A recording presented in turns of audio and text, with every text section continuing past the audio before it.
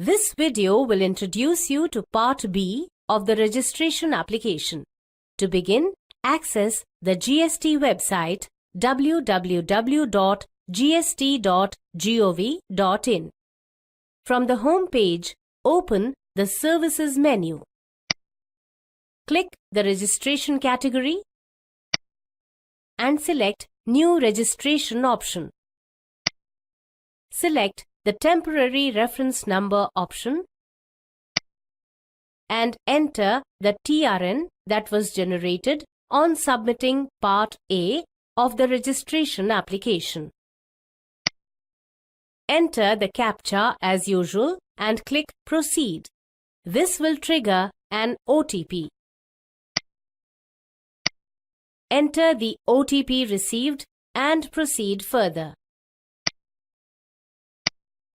Notice the status of the registration application shows as Draft. Go ahead and click the Edit icon.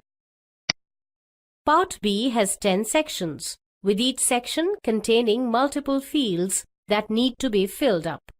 Make sure to fill out all the mandatory fields, otherwise you will not be able to complete Part B. You get 15 days to fill and submit this application. In the Business Details section, provide the basic details of your business. Be careful when you select the constitution of business from the available options. Click the link to find out your central jurisdiction. Fill out rest of the fields and add information about your existing GST registrations, if any. Click Save and continue to save this information. Notice the Business Details section's color has now changed to blue and also has a tick on it, indicating the section is filled. You can now navigate to any section of the application and start filling the application. In the Promoter or Partners section, enter the personal information, identity information, and the residential address of the partner or promoter. In case of director, enter the director identification number allotted by the Ministry of Corporate Affairs. Next, upload the photograph of the person whose information is provided.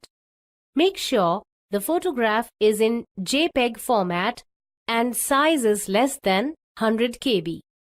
In the Other Information section, select the slider to Yes if this person needs to be an authorized signatory also. Let's keep it as No for now. The next section allows entering details of the authorized signatories.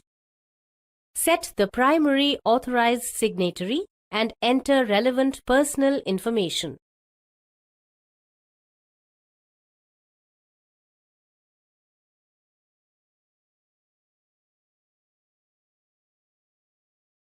Provide identity information, residential address with PIN code, and upload necessary proof of authorization as signatory along with a photograph. Make sure the photograph is in JPEG format and size is less than 100 KB. You can add multiple authorized signatories by clicking the Add New button and adding the details. Click Save and continue to save this information. In the next section, you may enter details of any authorized representative if desired. Else, move to the next section, Principal Place of Business.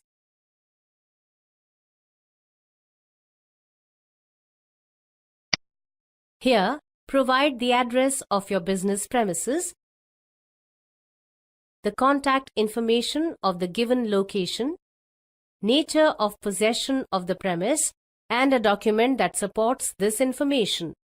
Make sure the document is in PDF or JPEG format and size is less than 1 MB. In case of the principal place of business is neither on rent nor on premise, select the other option and upload a no objection certificate (NOC) from the owner of the premises. Next, enter the nature of your business. Similarly, add the details of additional place of business in case you carry out business from multiple premises. Move on to the next section on goods and services related information. In this section, provide information related to 5 primary goods and services that you supply.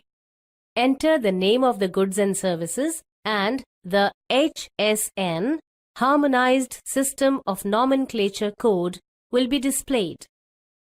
Move on to the next section on bank accounts. This section requires the details of at least one bank account that you are using for business purposes.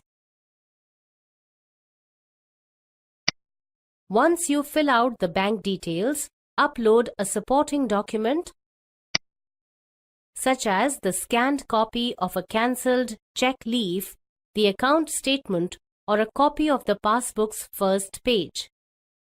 You may add more than one account also if you want. Link to find the IFSC code of the bank. In the next section, you may provide any state-specific information if desired. Else, you can jump to the last section of the application to verify that the information furnished is true and correct to have a legal binding. Once done, submit the application.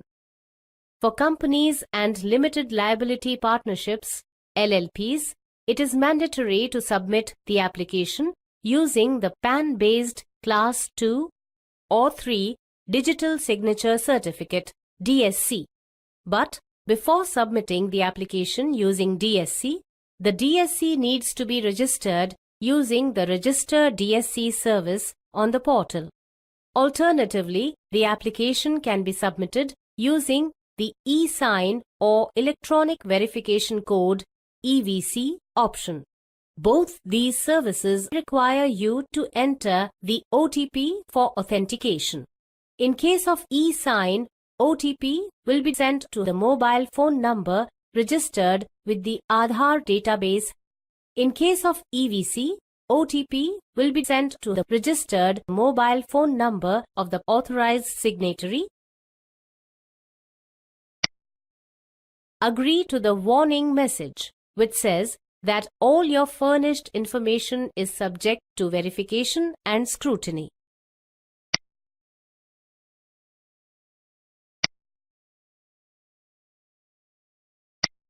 Upon successfully submitting Part B of the registration application, an Acknowledgement Reference Number (ARN) will be displayed as well as sent on your mobile phone number and email address.